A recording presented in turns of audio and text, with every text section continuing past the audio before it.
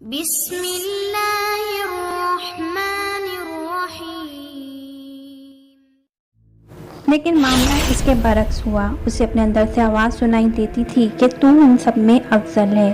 ایک دو بار اس نے حضرت جبرائیل علیہ السلام اور حضرت میکائیل علیہ السلام نے سمجھانے کی کوشش بھی کی تھی، لیکن جب عقل پر غرور اور تکبر کے بادل چھا جائیں، آنکھوں پر فرعونیت کا پردہ پڑ جائے، کان واعظ نصیحت سننے سے قاصر ہوں، تو پھر تباہی اور بربادی مقدر بن جاتی ہے۔ اور پھر وہ دن آیا جب مقرب عزازیل مردود ابلیس بن گیا۔ اس کی ساری عبادتیں رائگاں چلی گئیں، ایک تکبر نے سب کچھ چھین لیا۔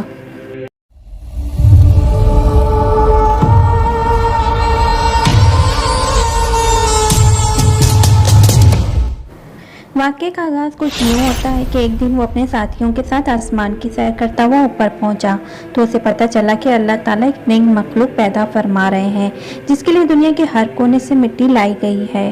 علامہ ابن کثیر رحمۃ اللہ علیہ لکھتے ہیں کہ اللہ عز و جل نے آدم علیہ السلام کے پتلے کو اپنی دست قدرت سے پیدا فرمایا اور یہ بغیر روح کے 40 سال تک اسی طرح پڑا رہا۔ فرشتے جب اس کے پاس سے گزرتے تو گھبرا جاتے۔ ان میں سے سب سے زیادہ گھبرانے والا ابلیس تھا۔ یہ اس کے پاس سے گزرتا تو اسے مارتا، جس کی وجہ سے اس سے جسم سے ایسی آواز نکلتی جیسے کھنکھناتی مٹی کی ٹکری سے نکلتی ہے۔ ابلیس جسم کے منہ سے داخل ہوتا اور پیچھے سے نکل آتا اور فرشتوں سے کہتا کہ تم اس سے نہ ڈرو، یہ تو اندر سے خالی ہے، اگر میں اس پر مسلط ہو گیا تو اسے ہلاک کر ڈالوں گا۔ اور پھر وہ دن بھی آ گیا جب رب العالمین نے فرشتوں سے فرمایا کہ میں زمین پر اپنا ایک نائب بنانے لگا ہوں، وہ زمین پر میرے احکام کا نفاذ کرے گا۔ فرشتوں نے عرض کیا ہے پروردگار عالم، یہ زمین پر فساد برپا کرے گا اور یہ آپس میں خون ریزی کریں گے، جبکہ ہم تو دن رات آپ کی تسبیح کرتے رہتے ہیں اور آپ کی پاکی بیان کرتے رہتے ہیں۔ اللہ تعالیٰ نے فرمایا جو کچھ بھی جانتا ہوں وہ تم نہیں جانتے۔ پھر اللہ تعالیٰ نے آدم علیہ السلام کو تمام چیزوں کے نام سکھا دیے اور انہیں فرشتوں کے سامنے پیش کرتے ہوئے فرمایا اگر تم سچے ہو تو مجھے ان کے نام بتاؤ۔ انہوں نے کہا تو پاک ہے، ہم تو اتنا ہی جانتے ہیں جتنا تو نے ہمیں بتایا ہے، بے شک تو بڑے علم و حکمت والا ہے۔ پھر اللہ نے فرمایا اے آدم ان چیزوں کے نام بتا دو۔ پھر جب آدم نے انہیں نام بتا دیے تو فرمایا کہ کیا میں نے تمہیں نہیں کہا تھا کہ میں آسمانوں اور زمین کی چھپی ہوئی چیزوں سے واقف ہوں، اور جو تم ظاہر کرتے ہو اور جو تم چھپاتے ہو اسے بھی جانتا ہوں۔ پھر فرشتوں کو حکم دیا کہ آدم کو سجدہ کرو تو انہوں نے سجدہ کیا مگر ابلیس نے انکار کیا۔ سورہ بقرہ کی 30 اور 34 آیات میں ہے اس کے تکبر اور رونیت اور بڑائی نے اسے سجدے سے روکے رکھا۔ اللہ تعالیٰ نے فرمایا تجھے سجدہ کرنے سے کس چیز نے منع کیا ہے جبکہ میں نے تجھے حکم دیا؟ وہ بولا میں اس سے بہتر ہوں، تو نے مجھے آگ سے بنایا اور اسے مٹی سے بنایا ہے۔ سورہ اعراف میں آتا ہے میں ایسا نہیں کہ اسے انسان کو سجدہ کروں جسے تو نے سڑے ہوئے کھنکھناتے گارے سے پیدا کیا ہے۔ اللہ نے فرمایا اب تو یہاں سے نکل جا کیونکہ تو مردود ہو گیا اور قیامت تک تجھ پر میری پھٹکار ہے۔ شیطان نے کہا اے میرے رب مجھے روز محشر تک کی مہلت دے دے۔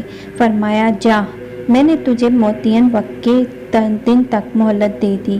پھر شیطان نے کہا کہ مجھے تیری عزت کی قسم میں ان سب کو یقیناً بہکاؤں گا۔ سورہ حجر میں ہے ان پر حملہ کروں گا، ان کے آگے سے بھی اور پیچھے سے بھی، ان کے دائیں جانب سے بھی اور بائیں جانب سے بھی، اور آپ ان میں سے اکثر کو شکر گزار نہیں پائیں گے۔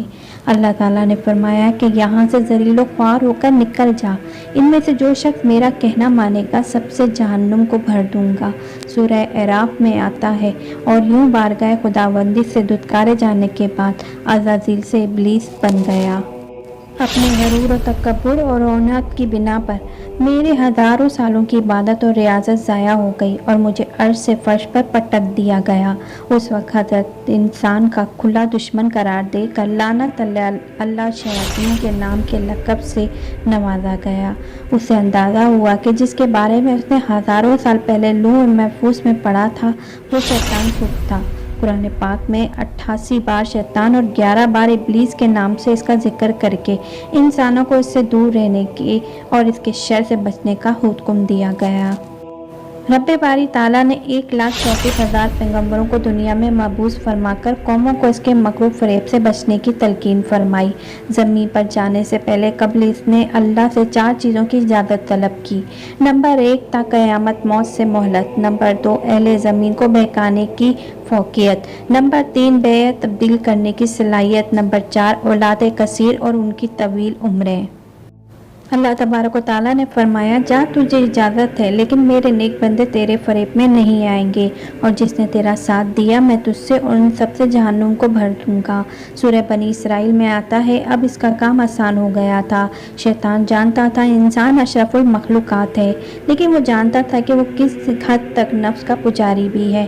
गो कि उसे इस बात का इख्तियार नहीं था कि वो इंसान के इंसान पर काबिज होकर उनसे बिलजबर के काम करवाए, मगर वो बाखबर भी था कि वो नफ्से अमारा को अपनी वसवसा अंदाजियों के चुंगल में फंसाकर इंसान को बुराइयों पर आमादा कर सकता है।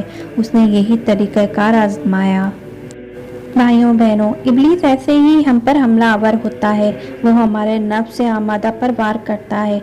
अब इनमें से जो साहिब ईमान हैं वो तो ताउस और इस्तग़फ़ार पढ़कर उसे भाग जाने पर मजबूर कर देते हैं, लेकिन लालची फसादी हक़ हामिल अक्सरियत उसके दाम फरेब से मुब्तला होकर अंधाधुंध उसके पीछे चलने लगते हैं। उसने ऐसी चाल चली कि इंसान कुफ्र फसक को इबादत और नाफरमानी को हाजिर जवाबी, बदतमीज़ी को बहादुरी, मौसीकी को रूह की ग़िज़ा, रक़्स को जिस्म की शायरी, रूहानियत और फाशी को जिद्दत पसंदी, मजहबी इक़दाम को फरसुदा, दीनी रिवायात को कदामत पसंदी करार देकर शर्म व हया की चादर को तार तार कर देते हैं। मौज़े सामीन, इब्लीस के इस वाक़ये में हम सबके लिए बहुत ही अहम सबक पोशीदा है कि अल्लाह ताला को हमारे अमाल से कोई गर्ज नहीं, जबकि हमारी नीयतों में खोट हो। अल्लाह ताला ने तकब्बुर को सबसे ज़्यादा नापसंद फरमाया। इब्लीस आकिल व आबिद था, मगर वो अताअत गुज़ार और फर्मा बरदार और जानिसार ना था। अगर वो जानिसार होता तो अल्लाह के बड़े से बड़े और छोटे से छोटे हुक्म की तामील करता। वो हज़रत आदम अलैहिस्सलाम को सजदा करता, इसलिए कि उसके अल्लाह ने हुक्म दिया सजदा करने का, मगर उसने ऐसा नहीं किया और अल्लाह ने उसे उसके अंजाम तक पहुंचा दिया। सामीन, हमें चाहिए कि इब्लीस की चालों से ख़ुद को महफूज रखें, और उसका सबसे बेहतरीन तरीक़ाकार ये है कि जो भी सुन्नत और अहकाम पढ़ें या सुने तो उन सब पर अमान और तन कहें, यानी परवरदिगार हमने आपका हुक्म सुन लिया और इसे तस्लीम भी कर लिया। अब हम दिलो जान से इसकी अताअत करेंगे ताकि तू हमसे खुश हो जाए। अल्लाह ताला हम सबसे राज़ी हो जाए। आमीन सुम्मा आमीन।